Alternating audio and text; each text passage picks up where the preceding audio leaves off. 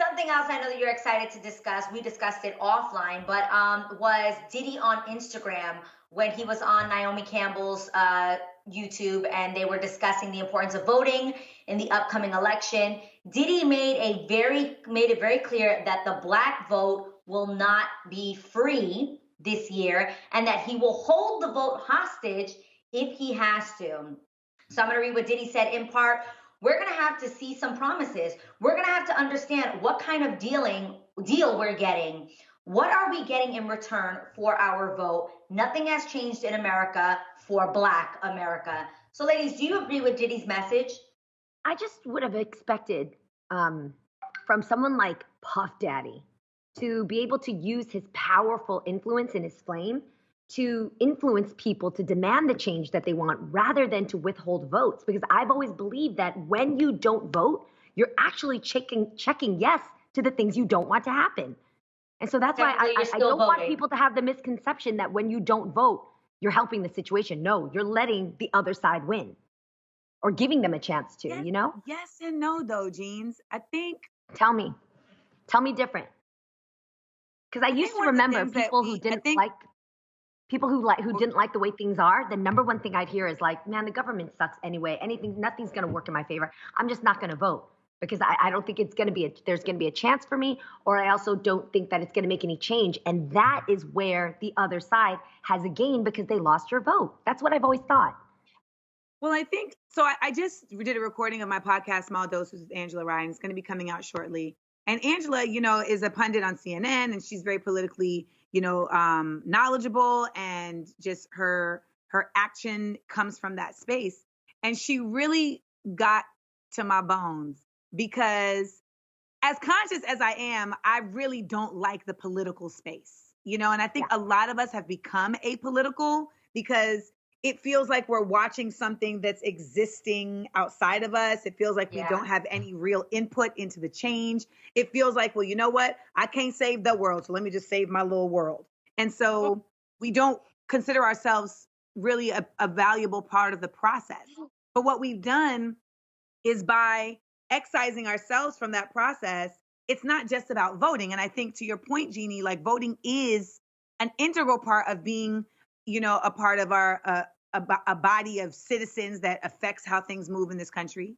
But it's bigger than voting. It's also being aware of legislation that affects your interests and policy that is being passed that affects your interests. And a lot of us don't even know how laws and bills get passed. So there's an education that we have to get back into about the ways in which we as citizens of this country can affect change for us.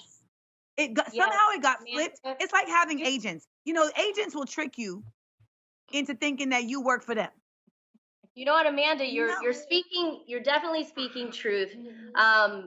Especially, with people who aren't really into politics.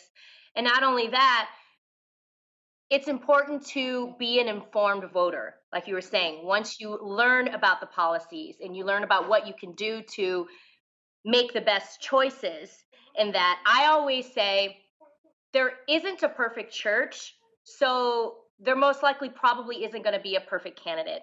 So maybe what we have to do is learn the importance of knowing your candidate and figure out what issues are important to you and vote accordingly. But before you do that, you have to learn, you have to educate yourself, and you have to be honest with yourself and say, yo, I don't know much, and now it's time to learn.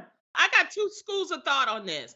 One, I felt like he was talking like a rich person when he was talking to Naomi, because this is the type of speech that should have been done during the primary when you had all these other candidates. Now that you only have two, and everybody can, because you're not going to tell me how to vote. That's it. That's the first thing. Second thing is, I need him to clarify. I think that he was frustrated at the time. I know I've said things on this show or when I'm talking to somebody and it comes out a different way. I need him to clarify. He hasn't really clarified what he meant, because it sounds like, for me, the way when he said that, it sounds dangerous. It sounds like dangerous. That was my reaction. It is dangerous. Because we have to understand, Black folks in this country have been expected every time to simply just vote for the other side because the current option ain't really looking out, right? So Democrats somehow like got a toehold on us and thinking that we're just gonna rock out. Mind you, Black folks resurrected many a campaign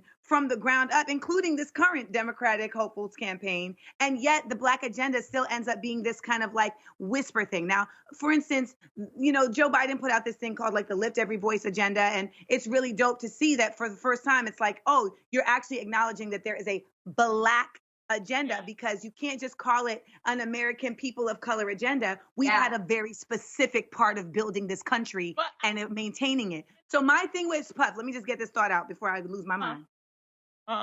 My thing with Puff, I think what he's trying to say is like, we need to be acknowledged directly. And if it means that we remove our vote in order to show all of y'all the immensity of what power, our vote would be, the power, how powerful, our power, then we will take the L because because we know that there's a bigger win on the other side when folks start to see our value. Now, Lonnie, I hear you like, yeah, but it's not his place to say it. But I think he speaks for a lot of folks, not just Rich, who feel like, yo, stop taking us for granted. We will continue to support our communities in the same way that we have been, whether we have this person elected or that person elected. But why we need do it now? Something strong to show the value of our He community. should have did this. He should have did this 6 months ago. My problem is now. Right now, that's still dangerous talk, Amanda. We have, and the thing is, there's a lot of Black people. We forget we have Black billionaires, we have Black millionaires, we have Black governors, we have Black mayors, we have local. What do you feel is dangerous about it? The reason why I feel that it's dangerous is because right now we are in the fight of our lives. And he has a lot of influence to a lot of young people. Now, I know how I want to vote. I think you ladies are old enough where you know how to vote. But the people that he will influence, and he's saying it right now, for me, this is not the time to speak like this. Now, if you did it when we did the primaries, fine. Because to be quite honest, we already taken an L to me. So we already Baby, we've been taking capital L's, Lonnie Love, LLL.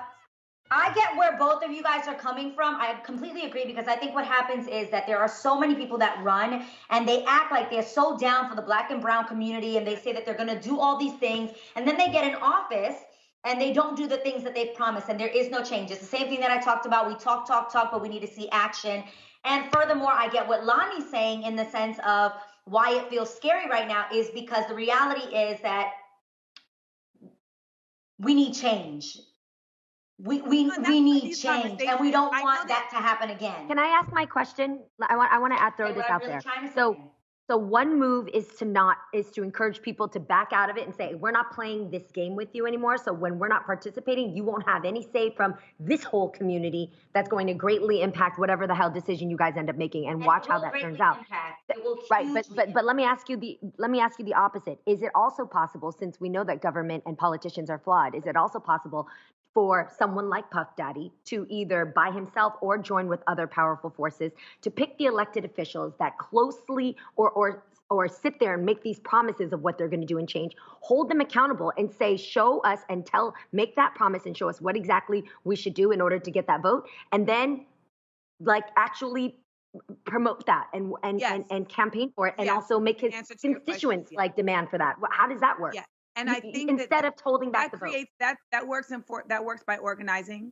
That works by, really, again, putting ourselves back into these political spaces where, so like all of our government operates with policy that speaks to different interests of us, right? Like there's policy that's directly related to, Hispanic interest, women's rights, equality, the prison industrial complex and disenfranchisement, et cetera, et cetera. So I feel like we have to look at, well, who are the people that share those interests, and get those people together and be supportive of certain policies and be supportive of candidates that are working for those policies. I think what Puff was saying, part of what Lonnie said is he was angry, and frustrated, which I completely get. But to your point, Jeannie, I think that is essentially what he was attempting to try and say. Like, we need to hold y'all accountable. Don't think you just gonna do whatever, take that, take that, take that.